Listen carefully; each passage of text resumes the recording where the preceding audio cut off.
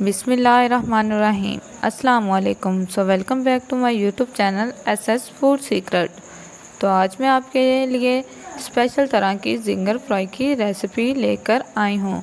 ये आलूओं से हम तैयार करेंगे, लेकिन इनका जो क्रंच होगा और इनके ऊपर जो क्रम्स होंगे, इंशाल्लाह वो आपको जिंगर बर्गर से ज़्यादा मज़ा देंगे। ये बिल्कुल आसान है और बहुत इसको बनाने के सिंपल स्टेप्स हैं जो आपने देखने हैं।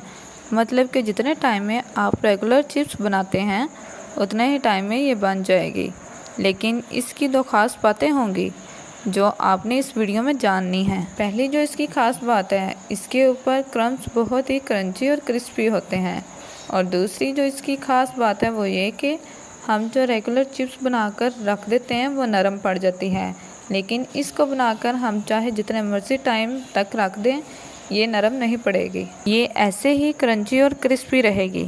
तो रेसिपी को कंप्लीट देखिएगा, इंशाल्लाह आप इस वीडियो में कुछ अच्छा और नया जानने को सीखेंगे।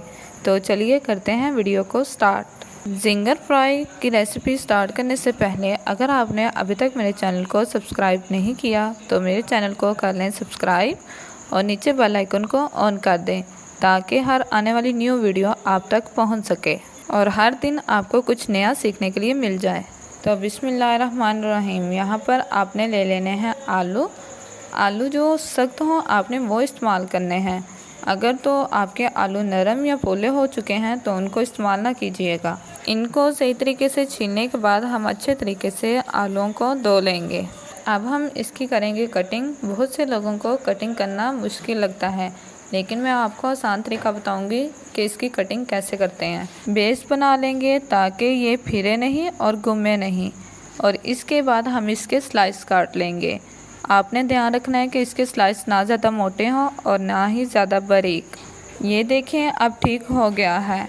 ये चीज़ें आपको इसलिए दिखाई जाती हैं ताकि आप लोग इनको फॉलो करें और इतनी आसानी से आप लोग कटिंग कर सकें।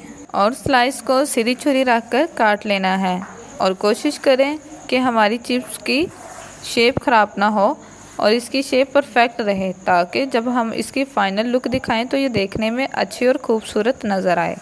इस तरह की शेप बनाकर हम इनको रख देंगे साइड पर और हम चलते हैं अपने सेकंड प्रोसीजर की तरफ। यहाँ पर हम एक प्यारे से बाउल में ले लेंगे बेसन को अच्छे तरीके से छानकर इस्तेमाल कीजिएगा। अब हम इसमें डालेंगे 1 टेबलस्पून नमक डालने के बाद हम हाफ़ टेबल स्पून इसमें डालेंगे हल्दी, 1 टेबलस्पून दादर मिर्च।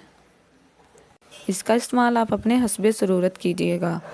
1 टेबलस्पून हम इसमें डालेंगे सुरख मिर्च और हाफ़ टेबल स्पून काली मिर्च का पाउडर। अहम बात जो मैंने आपसे कहनी थी, पूरी रेसिपी आपकी इस चीज़ पर टिकी है कि ये बटर कितना गाढ़ा या कितना पतला है।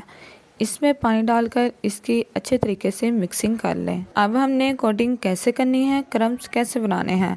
हम मैदा ले लेंगे। मैदे को अच्छे तरीके से छानने के बाद हम इसमें डाल देंगे 1 टेबलस्पून नमक और इन दोनों चीज़ों को भी अच्छे तरीके से कर लेंगे मिक्स। सबसे पहले हमने आलू की चिप्स को बेसन में डिप करना है। ये देखें, ना ये ज़्यादा थिक हो और ना ही ज़्यादा थिन हो, यानी कि ना ज़्यादा पतला हो और ना ही ज़्यादा गाढ़ा। बेसन में डिप करने के बाद हम इसके ऊपर लगाएंगे मैदा। ऐसे ही तमाम फ्राइज़ को हम मैदे और बेसन में डिप करके प्लेट में रख लेंगे।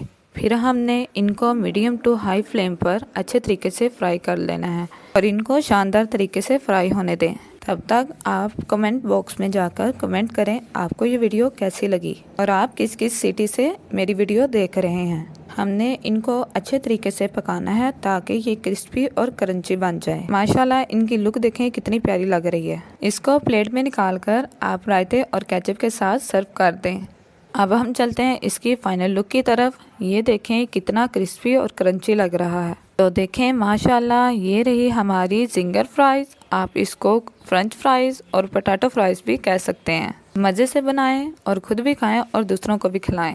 और लास्ट पर अगर आपने अभी तक चैनल सब्सक्राइब नहीं किया तो चैनल को सब्सक्राइब कर लें। ओके, अल्लाह हाफिज़।